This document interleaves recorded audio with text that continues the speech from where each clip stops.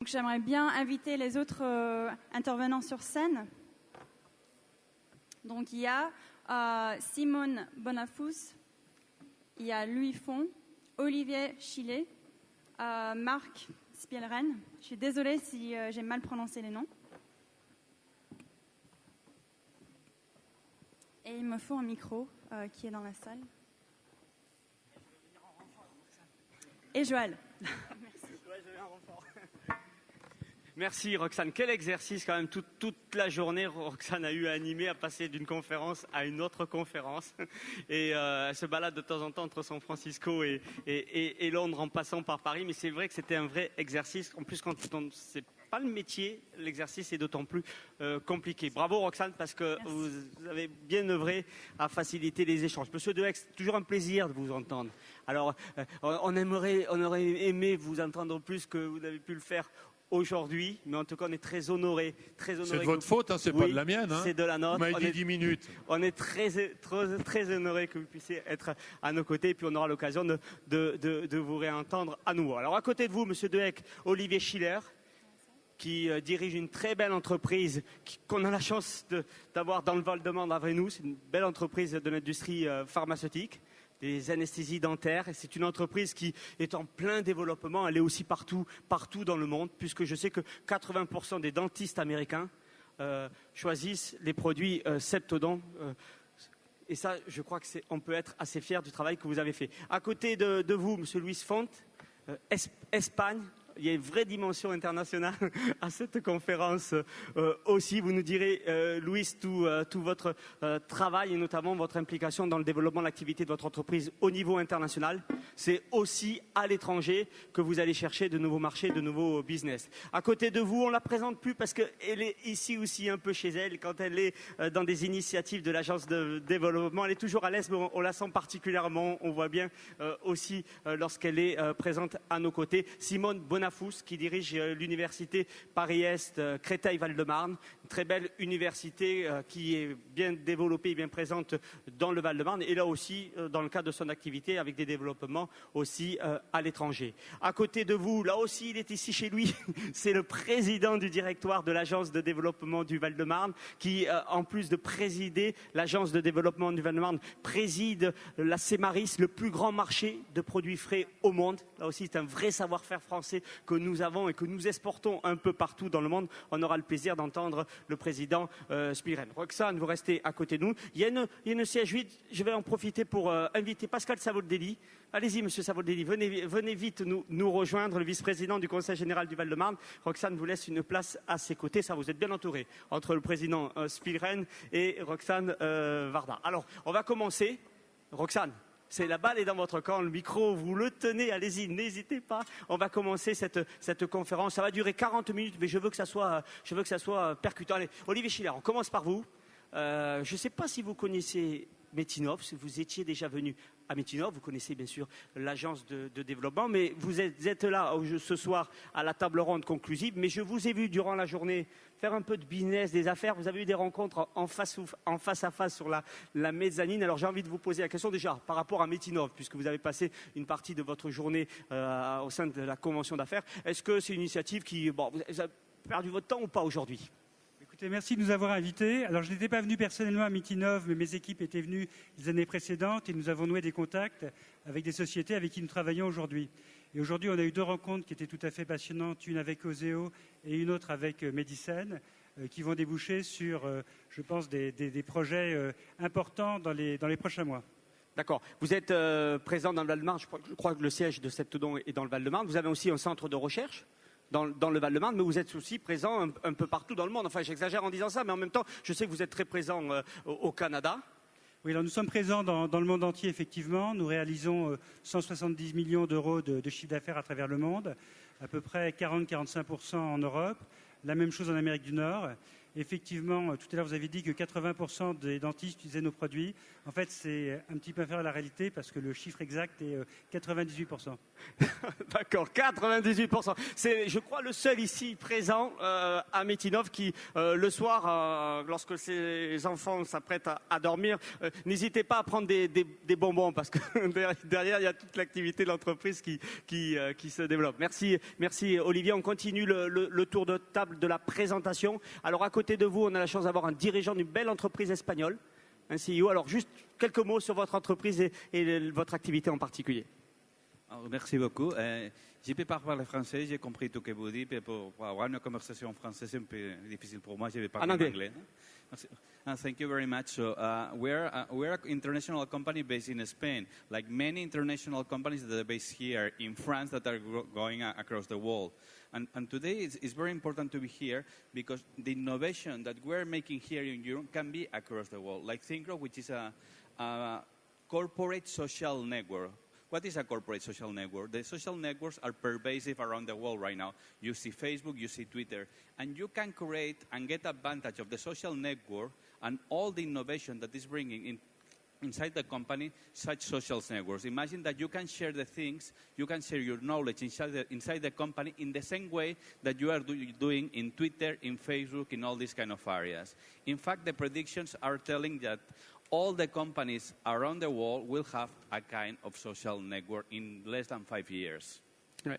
C'est clair aussi. Vous savez, en parlant de Twitter, Facebook, on a pu aussi, durant toute la journée, suivre nos travaux sur Twitter et Facebook. Et c'est vrai que c'est bien, là, vous avez déjà un public devant vous. C'est la fin de la journée. On a beaucoup travaillé, ça a été beaucoup soutenu durant toute la journée. Mais c'est bien aussi de pouvoir vivre ces travaux, ces échanges en direct sur valdemarne.com. Et nous aurons l'occasion, je le disais tout à l'heure, mais dans les prochains jours, prochaines semaines, prochains mois, de faire écho à tous les échanges et à tous les intervenants d'aujourd'hui. On reviendra sur votre partie d'activité, notamment en termes de stratégie à l'international. Simone Bonafou, je le disais tout à l'heure, vous êtes ici un peu chez vous. Je me souviens que l'année dernière, on avait le plaisir de vous entendre et vous nous suggériez, certains d'entre vous étaient déjà là dans la salle, éventuellement d'œuvrer à la réalisation d'un concours.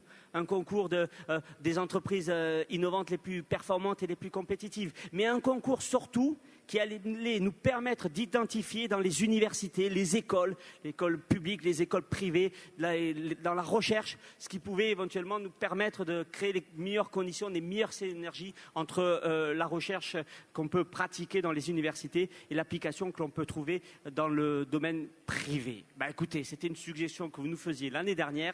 On a tenu compte de cette suggestion parce que juste avant cette conférence, nous organisions l'Innovation Challenge et c'était ni plus ni moins que la proposition que vous pouvez formuler l'année précédente. Simone, un mot sur l'université parce que je sais que là aussi, l'université française a beaucoup changé, je pense, dans les dernières années, mais que vous faites partie de ces présidents d'université qui travaillaient un peu au corps justement pour qu'il y ait de plus grandes synergies entre les acteurs privés et l'université française.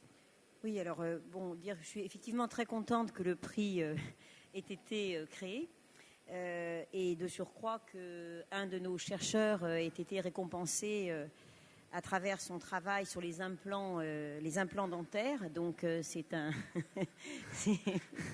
tombe bien.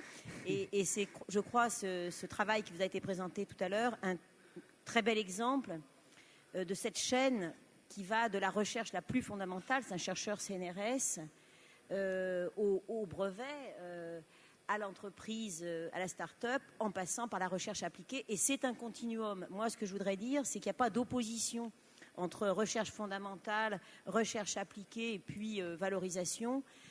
Pour que l'innovation soit permanente, il faut ce continuum. Et on a tout à fait tort d'opposer un modèle à l'autre. Et nous sommes dans un pôle de recherche et d'enseignement supérieur Paris-Est qui considère que son identité, c'est le continuum, recherche fondamentale, recherche appliquée, formation et expertise, puisqu'on va aussi sur cette question. Voilà, je reviens, j'aime beaucoup votre titre. Innover ou disparaître. Merci, parce qu'il a fait l'objet de débats internes et intenses au sein de l'agence de développement. Merci. Et alors, ça me fait vraiment penser à une formule dans les universités, publish or perish, donc publier ou périr. Et voilà, donc, qui a été beaucoup critiqué aussi, hein, c'est-à-dire l'exigence de productivité scientifique dans les publications internationales, etc. Mais je pense que le slogan que vous avez choisi, c'est un slogan, et j'aurai l'occasion d'y revenir, qui peut s'appliquer aussi à nos universités, parce qu'il y a aussi l'innovation, je dirais, qui n'est pas que technologique, qui est innover dans les modèles, innover dans l'organisation, innover stratégiquement. Et je pense que c'est très très important aussi cette question qui se pose pour tous les responsables du public comme du privé. Je vois plusieurs têtes hochées. Je crois qu'on est assez d'accord et à l'aise sur la grande scène. Je crois aussi, je vous vois un peu, je crois aussi que vous l'êtes. On aura l'occasion d'y revenir parce que je crois qu'on est au cœur du sujet en l'évoquant de cette manière. Président Spielren, Marc Spielren.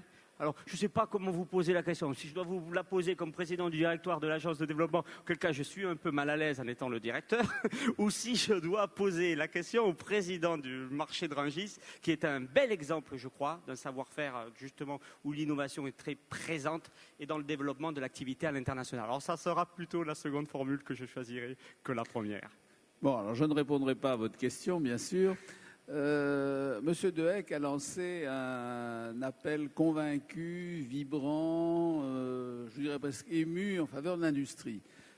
Je me permettrai d'y joindre l'agriculture, parce que nous avons exactement les mêmes problèmes en matière de production agricole française que dans le domaine industriel. Nous assistons pour une série de raisons à une série de délocalisations. Donc on voit un certain nombre de producteurs, de groupements de producteurs aller s'installer en Espagne, au Maroc, en Turquie, en Pologne, en République tchèque, etc. Donc on est en train d'assister avec 20 ou 30 ans de décalage exactement au même mouvement de délocalisation pour une série de raisons dont je n'ai pas discuté ce soir, mais je voudrais joindre un appel en faveur du maintien de la production agricole en France à l'appel que M. Dehec a lancé à très juste titre. Allez, Jean-François Dehec, pour rebondir sur ce sujet en particulier. C'est pas pour rien qu'on a un comité stratégique industrie agroalimentaire. Parce que le problème, c'est qu'on aura une agriculture qui tiendra bien la route et qui sera rentable et qui rémunérera normalement les paysans, à une seule condition, c'est qu'on soit foutu de transformer leurs produits et de ne pas les vendre en vrac. Et moi, je parlais tout à l'heure du lait, de mes 3 milliards de litres de lait pour faire du Parmaggio, de l'Emmental en Bavière ou du fromage en France. Bon, j'ai vu tout ça foutre le camp. Et pourquoi en 73, j'avais dit l'axe sur lequel je vais aller, c'est la santé, la beauté, la bouffe. C'est parce que, d'abord, la santé, parce que toutes les boîtes françaises étaient vendues à l'étranger, y compris d'ailleurs au Saluclaf et autres que j'ai récupéré, j'ai quand même mis 30 ans à les récupérer. Je pensais déjà à l'époque que la nutrition était fondamentale, c'est la vraie prévention de la maladie. C'est pas à peine de faire des articles tous les 3 mois en disant, à partir du moment où on bouffe de la banane verte régulièrement à tous les repas, comme les mecs des Caraïbes, on a 6 fois moins de cancer du côlon. Et ainsi de suite. On peut parler du magnésium, on peut parler de tout ça. Bon. Mais le fond du problème, en plus, c'est que politiquement, je pense qu'avec ce qui va nous arriver avec la PAC, je pense que là, le risque d'avoir des paysans avec des fourches, c'est autrement plus compliqué que des ouvriers avec des banderoles. Et qu'on devrait se préoccuper massivement de l'industrie agroalimentaire qui est la seule qui peut aider à assister l'agriculture. Et ce qui est vrai de l'agriculture est vrai du bois. Quand vous pensez qu'actuellement, les bois du Morvan, quand on coupe les fûts de chêne, je ne suis même pas en train de parler des fûtés, mais quand on coupe des fûts de chêne, 8 sur 10 vont se faire découper en planches en Allemagne. Et il en revient 1 sur 9 ou 8 qui sont transformés là-bas. Et nous, on a une des plus belles forêts du monde, peut-être la plus belle forêt d'Europe, et on ne l'exploite pas. Donc, bien sûr, mais pour moi, l'industrie, je faisais du fromage, je faisais du lait sans cholestérol, je faisais des trucs comme ça, les produits agroalimentaires, c'est un truc. Et j'étais le roi des semences de soja au monde, y compris aux États-Unis et ailleurs. L'industrie et l'industrie au sens large, on va intégrer à nos échanges et à notre réflexion aussi, bien sûr, l'industrie agroalimentaire. Vous savez que dans le Val-de-Marne, on a la chance, on a un secteur de la santé qui est extrêmement en pointe et développé, dans le Grand Paris, ça se passe et ça se joue d'abord dans le Val-de-Marne. Et puis on a de la chance aussi, on a un secteur de l'industrie agroalimentaire. On a évoqué le marché de Rungis, mais il y a dans le Val-de-Marne beaucoup d'entreprises de l'industrie agroalimentaire, beaucoup de secteurs et de centres de recherche sur cette thématique-là. Et on essaye justement à travailler un peu plus aux synergies. On parlait des face-à-face tout à l'heure entre le secteur de la santé et le secteur de l'agroalimentaire. Et c'est une question qui, pour Olivier Schiller et pour Louis Font. Voilà, innover ou disparaître. Alors votre activité, vos entreprises, elles se sont développées, et essentiellement elles se sont développées parce que vous avez su innover.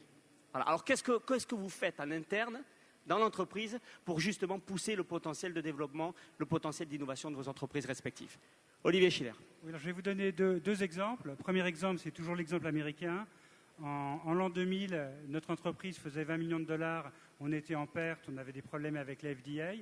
Et aujourd'hui, en 2011, donc, je vous ai dit les parts de marché que nous avions. Donc comment nous en sommes arrivés là? D'abord par l'innovation. On a introduit aux États-Unis une nouvelle molécule qui a été développée par mon voisin de droite dans les années 70, l'articaïne, mais qui n'avait jamais été lancée aux États-Unis. Et donc on a été voir la FDA, ce qui était très atypique puisque c'était vraiment des grands groupes qui pouvaient avoir des autorisations pour des nouvelles molécules. Donc je me souviens, il y avait des statisticiens, des toxicologues, des médecins de toutes origines. C'était vraiment le United College of Benetton. Et on a expliqué aux reviewers, qui était un grand gaillard avec des bretelles, pourquoi est-ce que l'articaïne était important pour les Américains. Il nous a répondu qu'il ne comprenait pas, suite à notre exposé, comment le peuple américain avait pu vivre tellement d'années sans bénéficier de cette molécule. On a été convaincant, donc on a pu avoir les autorisations. On a lancé ce produit. Ce qui n'est pas facile. On parle des fois de la difficulté d'avoir des autorisations en France. Ça n'allait pas non plus aux États-Unis. Bon, on a réussi. Ensuite, on a innové. Madame Bonafou parlait également d'innovation stratégique. On a décidé de donner notre savoir-faire à nos concurrents. Donc, on a fabriqué, y compris cette nouvelle molécule, pour nos concurrents également en label privé. Très important comme principe. Et puis, on a innové aussi en production. Hein. On a monté une usine au Canada, avec d'ailleurs l'aide du gouvernement de l'Ontario qui nous a fait un prêt. Oui, je crois que vous avez été bien aidé par le gouvernement de l'Ontario pour développer cette activité, que des fois vous me dites ça serait bien qu'on soit aidé ou presque de cette manière aussi en France. Alors depuis cet après-midi, nous avons repris espoir suite aux différentes rencontres que nous avons eues. J'espère que Oseo vous entend également ce soir. Mais bon, on a eu un prêt effectivement de 10 millions de dollars sans intérêt pendant 5 ans, avec amortissement à partir de la 6e année, pour nous aider également à innover au plan industriel. Donc ça, c'est l'exemple Amérique du Nord. Et également, on a travaillé en France avec des universités, notamment l'université de Marseille, qui est venue nous présenter un projet très, très innovant d'un nouveau matériau. On a mis 10 ans à le développer. C'est une sorte de dentine en capsule qui permet, quand une dent est très abîmée, quand la pulpe est à nu, de régénérer de la dentine et de conserver la dent vivante, alors que jusqu'à présent, il fallait la dévitaliser et donc la perdre à terme. Donc c'est une innovation qu'on n'aurait jamais pu mettre ensemble, au point tout seul. On l'a fait grâce au partenariat avec l'université de Marseille et ensuite de Dijon et puis de Paris. Donc effectivement, ce partenariat entre les universités et les entreprises, c'est quelque chose d'absolument fondamental. L'innovation, c'est aussi des partenariats, peut-être surtout des partenariats. Et là, vous nous montrez à travers cet exemple que de temps en temps, il faut savoir bousculer aussi. Et ne pas hésiter, même avec la concurrence, à œuvrer pour la propre activité, le propre développement de son activité. Je crois que c'est un bel exemple, Olivier Schiller, que vous nous présentez. Louis Font, innover ou disparaître? Well, I come from a city called Barcelona, and let me tell you a couple of facts that are going to be surprising for you. 40% of the entrepreneurs in Barcelona are foreign people. They are not Spaniards. And 10% of those based in Barcelona are French. 10% of the entrepreneurs that we have in a very innovative area called 22@, created just for innovation, just for the companies of biotech, technology, and energy, is created, 40% of the companies created in this area are created by international entrepreneurs that are coming there because they have the right environment in order to, one, research. So good agreements with the university. Second, access to capital. So not only international venture capital companies are coming, we have some local venture capital that are coming, are living in Barcelona, are fostering the companies that need maybe this seed capital, 100,000 euros, 200,000 euros. Some loans from the government. Probably Spain, nobody knows that, but it's a company that you raise €500,000 from private capital and you get €500,000 from the government. Probably only in the city of Berlin that I know is only one place that you can get this kind of funding. And the rest is the ecosystem of entrepreneurs sharing information, sharing knowledge, and sharing one important fact, which is execution. What I mean with execution, you can have a wonderful idea. This idea, the value of idea over the paper is 0. When you create the first prototype, the value of idea can be 1 million. And when you show an investor that this prototype is able to be sold to a client, maybe the value of the company is 5 million. Then we are creating value over the process of the innovation. But if we don't add execution to the innovation, the value is almost 0. And we are trying to foster this in this area of Barcelona when we help the entrepreneurs in order to create a good sales process, a good funding process. So now you need 100 people. Don't ask for 300,000 people, otherwise you are going to get dilution. At the end of 1 year, then you have to raise funds again, but you have to start now. So there is certain process that you have to follow. And then there is also one point. Innovation is not only in the healthcare, in the materials, in the technology. It's also in the process. We can have a very innovative company innovating in the process of making something, in the process of doing business in certain area. So the process is an area that has been underrated in the innovation process for years. And it's going to be a next trend in the coming years, innovating in the business process, innovating in the way that we are doing things, in the way that we are working. And our company, corporate social networks, is going to be in the state of the art of this kind of technology that you are going to see in the coming years. Oui, c'est un bel exemple aussi, je crois très juste. Thank you, Luis. Gracias. Luis, peut-être Madame la présidente de l'université. Alors, innover ou disparaître, vous disiez que c'était plutôt un bon choix de sujet. En quoi l'université française aujourd'hui est en train d'innover, et vous en particulier, ce que vous faites dans le Val-de-Marne pour qu'elle innove de manière certaine? Bon, je pense qu'effectivement, aujourd'hui, on est, je dirais, dans l'ensemble du monde économique, social, public, et pas seulement des entreprises, confrontés à ce défi. C'est parfois le tournant qu'un certain nombre d'institutions publiques, d'ailleurs, ont du mal à prendre. Et y compris dans le secteur de l'enseignement supérieur et de la recherche, peut-être même surtout dans le secteur de l'enseignement supérieur et de la recherche, mais je pense que le monde de l'éducation dans son ensemble, et du social est confronté à cette question qui est qu'au fond aujourd'hui pour être comme on dit efficient, mais aussi pour continuer à exister dans un environnement qui, y compris pour nous, est extrêmement mondialisé, les classements, le fait qu'aujourd'hui les recrutements sont en grande partie internationaux. C'est très intéressant ce que vous disiez sur la part des étrangers dans l'innovation et dans les entreprises. Eh bien, on ne peut pas être dans la reproduction des modèles existants. Et donc, on est obligé, y compris en termes stratégiques, ce que vous avez dit, je crois que c'est vous aussi sur le rapport aux concurrents, cette question, elle est aussi pour nous, les universités. Donc, bon, moi, je vais donner un exemple. C'est clair qu'une université comme la nôtre, située en périphérie parisienne, totalement multidisciplinaire avec toutes les disciplines et en particulier la santé, eh bien, elle a été obligée ces dernières années d'inventer son modèle. C'est-à-dire que, bon, voilà, on ne peut pas être dans la reproduction du modèle de l'université du centre de Paris, on ne peut pas être dans la reproduction du modèle d'une grande métropole. On a Lille ou Marseille.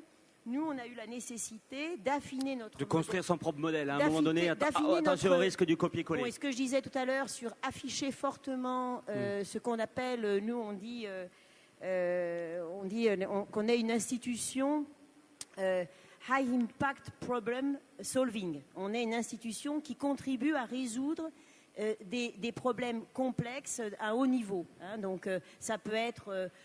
je donne deux exemples. Ça peut être comment reconstruire complètement un visage. On a fait la première greffe intégrale du visage à Mont-d'Or. Donc c'est très important. high impact problems. Ou bien ça peut être comment développer les villes durables, et c'est en lien avec nos collègues de Descartes, sur le site Descartes, comment réfléchir aux villes durables de demain, et comment en particulier penser, par exemple, je pense à un travail qu'on fait entre le pôle santé et le pôle ville, comment penser la présence des personnes en situation de handicap, des personnes âgées et des malades, en particulier des malades mentaux, dans la ville de demain. Bon, comment penser le lien santé-ville? Bon, voilà, nous, c'est les genres de questions qui nous intéressent, et on insiste sur cette identité parce qu'on sait que c'est pas en se positionnant exactement comme vous poussez l'enseignement là-dessus, les laboratoires de recherche les universités là-dessus. du centre, qu'on résoudra, voilà. Et on utilise notre territoire et on dit, bon, ben, être situé dans le territoire de l'Est parisien, qui est une terre très particulière en termes de santé, en termes d'éducation et en termes de questions urbaines, ça nous donne des atouts pour répondre à ces questions. Allez, il nous reste 7 minutes, on va terminer de cette manière. Jean-François Dehec, je vous ai vu avec l'envie de réagir. Alors je vous donne le micro pour que vous puissiez le faire et puis je passerai la parole ensuite à Pascal Savoldelli. Moi, je partage tout à fait ce que vous dites, madame. Pour avoir géré un budget de recherche de 5 milliards par an, 5 milliards d'euros par an, je suis complètement d'accord avec vous. 5 milliards, ça fait rêver tout le monde. Mais par contre, ce que je trouve dramatique actuellement, c'est qu'on est en train de raconter aux gens, et Dieu sait si c'est important de continuer à faire de la recherche, à condition de ne pas oublier l'innovation d'ailleurs, et pas se contenter de la recherche-développement, mais aller jusqu'à l'innovation, c'est-à-dire le travail innovant en atelier, en atelier. Mais moi, ce que je voudrais surtout dire, et ce que j'arrête pas de dire aux gens des PME, aux gens de l'artisanat, c'est que notre problème, c'est qu'actuellement en France, on a quelques centaines de milliers d'emplois qui ne sont pas remplis. Et autant de chômeurs qu'on sait. Pourquoi? Parce qu'il n'y a plus personne qui s'est soudé. Et parce que quand on est dans le nucléaire, on a un énorme problème, c'est qu'on ne trouve plus de soudeurs. Parce que depuis qu'on a fait l'université avec le collège unique en 68, on a bousillé complètement l'enseignement technique. Bien sûr, on a refait derrière quelques instituts de technologie et les grandes écoles, enfin avec mon CNAM et les arts et métiers, j'en connais un rayon là-dessus. Mais fondamentalement, on a tué le CAP de soudeur. Alors je parle des soudeurs, mais je pourrais parler des tourneurs, je pourrais parler de tous les métiers artisanaux. Et il y a de l'avenir. Il y a énormément d'avenir en France pour les métiers de l'artisanat ou du grand artisanat, sans que ça soit des prix Nobel. Par contre, améliorer le produit pour qu'il soit esthétiquement meilleur, pour qu'il soit plus solide, ce que font les Allemands avec leurs vieux produits, y compris leurs vieilles machines-outils d'ailleurs, dont certaines ont les premières générations, ou leurs voitures, qui peuvent vendre à n'importe quel prix, ils se foutent complètement du cours de l'euro par rapport au dollar, parce qu'ils vendent, parce qu'ils ont la qualité, etc. Bon, ça c'est une réalité, mais il ne faut pas décourager les gens en croyant que parce qu'on est dans un petit métier, qui est un métier qui n'est pas un métier de grande découverte, faire des meubles par exemple, au lieu d'envoyer le chêne et les bois à l'étranger, on continuerait à faire des meubles dans ce pays, ça ne serait pas idiot. Mais vous ne trouvez plus un mec qui fasse de l'ébénisterie en France. Quand on est dans le luxe, les pierres, il y a longtemps qu'on ne sait plus les tailler, on les envoie tailler en Hollande, mais aujourd'hui, on n'a plus de soudeur sur or pour faire les bijoux précieux. Là où on fait les bijoux dans l'industrie du luxe, il n'y a plus de soudeur, parce que le know-how a été perdu, parce qu'il n'y a plus rien. Et on va faire souder, on dessine en France, on va faire tailler les pierres en Hollande, et on fait souder en Allemagne, faire le produit. Donc si vous voulez, il y a un vrai sujet qui est que tout est important, tout est vrai. La grande recherche, la recherche importante qui fait des breaks, qui fait changer les dimensions des choses. Ceux qui ont une bonne PME à faire marcher, une bonne start-up, allez-y, je crois qu'il faut vous aider beaucoup. Mais il faut aussi financer, et ça je le dis pour les banquiers, parce que notre grand problème en France actuellement... Les banquiers, il y en a quelques-unes ce soir. Qu'elles écoutent bien ce que vous dites. Actuellement, c'est que si je voulais emprunter 20 milliards, on me les prêtait à 2 ou 3%. Et pendant ce temps-là, le mec qui voulait 200 000 euros gagés sur des à payer, des factures à payer qui étaient de 400, on leur a quand même, fin 2008, retiré leur ligne de crédit. Bon, c'est quand même un vrai sujet. Et ça, c'est un problème qui, à mes yeux, et on a beaucoup traité du problème de l'innovation. Je pense que ce qui a été fait en matière d'université, il y a quand même un bond en avant fait sur l'organisation de l'université. Mais on a négligé complètement ce travail de fond, le fond du boulot. Les Français, ils ne travaillent pas tous dans l'industrie dentaire ou dans l'industrie pharmaceutique. Il y a plein de Français qui travaillent dans le métier de tous les jours, y compris. Et ça, il ne faut pas délaisser ça, parce que je répète, pour vivre après-demain et être capable d'aller à l'étranger, il ne faut pas crever entre-temps. Et on peut aller à l'étranger, même avec des petits boulots, des boulots qui ne sont pas... Les Italiens qui ont diminué, en 10 ans, les Italiens ont diminué 2 fois moins vite leur part de marché à l'exportation que les Français. Qu'est-ce qu'ils exportaient? Des carrelages, des trucs comme ça. Ce n'était pas de la grande innovation. Monsieur... Ne pas oublier ça. Oui. Parce qu'autrement, on décourage Billancourt. On a entendu le message, d'autant que tout ça est quand même très lié. On sait que vous êtes un vrai ambassadeur de l'économie française. Et on a aussi entendu à travers vos propos, pas seulement l'économie française, je crois de l'économie européenne aussi. Pascal Savotte-Dély, le propos, c'est rare d'un dirigeant d'entreprise, en plus pas les moindres, comme M. Dehecq, qui tiennent des propos de la sorte. J'imagine, vous, l'élu que vous êtes, le vice-président en charge du développement économique au Conseil général du Val-de-Marne, vous devez vous retrouver assez bien dans le propos de M. Dehecq. J'ai pas l'occasion de connaître M. Dehecq. Peut-être qu'il ne s'est pas toujours lâché comme ça. Dans son parcours, à travers l'ensemble des responsabilités qu'il nous a dépeintes tout à l'heure. Non, M. Dehecq, ne prenez pas le micro tout de suite. Il y a des moments... Vous savez, on m'a reproché de travailler tellement avec les syndicats que j'étais pas un vrai patron. Et c'est vrai que j'avais pas de grève. Mais je travaillais avec les syndicats. Mais, Ce que je dis là aujourd'hui, je le disais il y a 30 ans. Ah non, mais donc je vous entends. Mais il faut que vous acceptiez aussi quand même, M. Dehecq, qu'on réagisse aux propos des uns et des autres, et donc des miens, ce qui va peut-être vous permettre de réintervenir encore une fois. Voilà. Non, moi je trouve, je suis là depuis ce matin. C'est une belle initiative et j'irais dire par certains moments avec les partenaires qui m'ont accompagné, je pense au préfet du Val-de-Marne, au vice-président de la région, donc vous avez eu des volontés publiques, y compris dans le rendez-vous qu'on a eu aujourd'hui toute la journée. Et puis j'ai cueilli à des moments des idées, des concepts. Voilà. Très sincèrement, je pense que l'entreprise a une nouvelle place à trouver dans la société. Et on ne peut pas raisonner comme hier. La société s'est mondialisée. Et je pense que ce n'est pas forcément un problème. Ce n'est pas forcément qu'un élément de contrainte. Voilà, je pense qu'on a des échelles nouvelles. Je pense que l'entreprise est un lieu qui va nous permettre de retrouver du sens. Pas seulement que l'entreprise ait l'esprit d'entreprendre. Mais on a des défis qui nous sont posés quand même sur des questions, on prend des fois des mots, sociétales, etc. On a des droits fondamentaux que l'espèce humaine aujourd'hui, ce n'est pas rempli, ce n'est pas satisfait. Et on sait tous maintenant qu'il y a des droits fondamentaux sur lesquels l'entreprise a sa part à prendre. Il y a des parts de marché, il faut se parler concrètement, mais il y a du travail, il y a des filières nouvelles, il y a des métiers nouveaux qui peuvent quand même donner à l'échelle de l'humanité des droits fondamentaux. Je prends le droit à l'eau, le droit à l'alimentation, le droit à la santé. On ne peut pas... Moi, je m'excuse, on est chacun avec nos personnalités. Quand j'étais môme, je voyais mes parents qui donnaient de l'argent parce qu'il y avait des millions d'Africains qui mouraient de faim, parce qu'ils avaient une simple diarrhée. On ne peut pas avoir un brin d'humanité aujourd'hui si on tolère une situation comme celle-là. Donc il y a bien un moment, il y a des médicaments, il y a des accompagnements, il y a de la prévention, il y a le soin, il y a... Mais vous voyez, on ne peut pas... Enfin, je veux dire, je m'excuse d'être un peu passionné, mais je voudrais dire, dans l'innovation et dans les exemples qui ont été donnés ce matin, moi j'ai trouvé beaucoup d'humanisme. Et je pense qu'on est dans une période où il faut redonner de l'espoir à de l'humanisme, à de l'universalité au niveau du monde.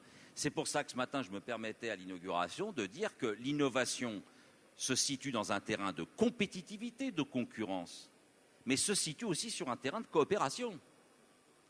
Et donc, il y a des choix à faire.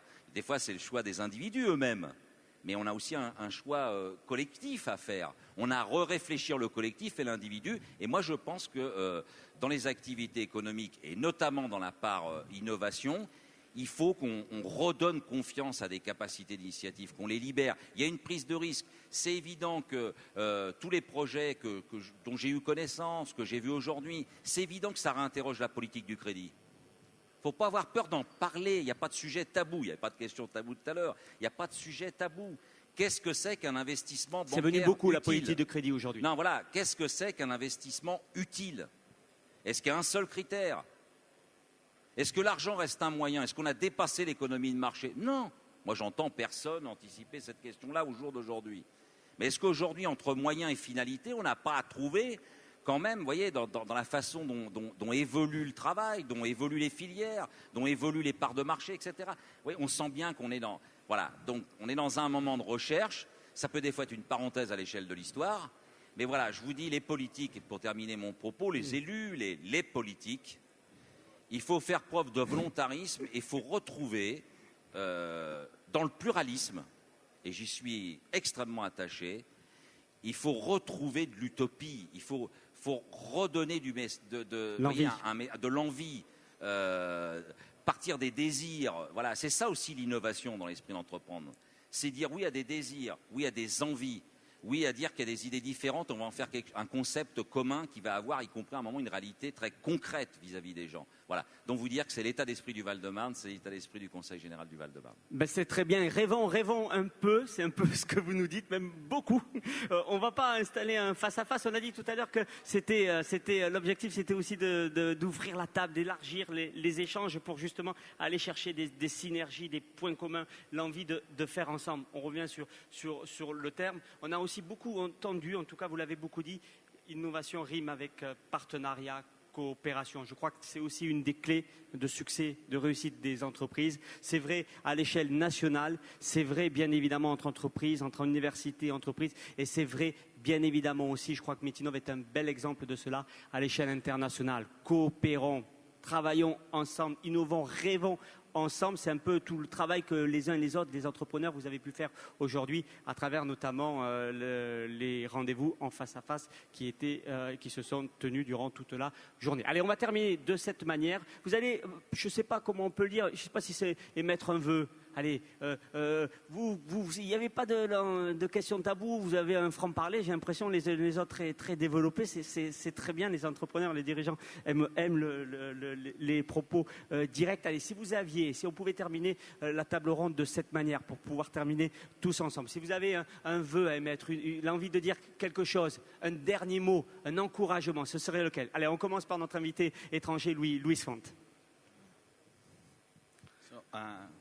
Merci beaucoup. I only have one advice that I created 4 companies right now, and I always solve a business problem. So I don't innovate just for the pure pleasure of technology. Okay, yes. Solve a business problem. And even if you do it like Steve Jobs in Apple, don't ask the user about that. Don't ask the user if you want to be innovative. But solve a business problem, solve a problem, solve a pain. Then the innovation will have business benefits. Okay, thank you. Olivier, allez, vous avez le micro, gardez-le. Un vœu, un message, une idée. I like the idea that company... je ne sais pas pourquoi je parle anglais. J'aime bien l'idée qu'effectivement que les entreprises contribuent à donner du sens, à donner de la valeur. Et je suis tout à fait d'accord avec vous qu'aujourd'hui, l'entreprise a un rôle sociétal, un rôle aussi de rassembler des gens de toutes origines, de toute religion, de toute croyance, et que le rôle de l'entreprise, c'est de créer des valeurs et contribuer en tout cas à donner une vision, même si ce n'est pas que l'entreprise qui doit faire ça, et que ce n'est pas uniquement le rôle de l'entreprise.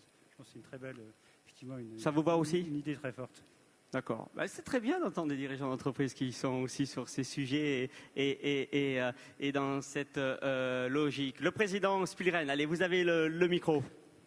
Je ne sais pas si c'est un vœu ou un rêve, mais je rêve de 3% de croissance moyenne en France dans les 5 ans qui viennent et le plein emploi en 2017. On vote tous, on vote favorablement. 3% et le plein emploi en 2017 ? Si on y arrivait, c'est déjà pas mal. Écoutez, en tout cas, on peut œuvrer en ce sens. Monsieur Dehec, on va terminer avec vous. On a commencé cette table ronde avec vous. On va la terminer avec vous. Je vais vous donner le micro pour que vous puissiez dire et livrer le dernier propos. Non, alors, attendez, dernier message. Moi, je suis trop d'accord avec tout ce qui s'est dit. Retrouver un sens à la société. Moi, je suis prêt à demander aux politiques, et je le fais à longueur de temps, de travailler un peu pour redonner un sens à la société. Ils ont plus de pouvoir que nous n'en avons, nous, industriels, parce qu'on avait quand même créé un climat social dans les années 80 qui faisait que l'entreprise était importante. Tout ça s'est beaucoup dégradé. Si j'ai 2 vœux à faire, l'un, ils seront terre à terre parce que je ne veux pas répéter ce qui a été dit avant, mais l'un, c'est quand même qu'on rétablisse un climat et un contexte et un dialogue social normal dans ce pays. Et ça, on est loin du compte. On est en train d'écarter le système de manière catastrophique.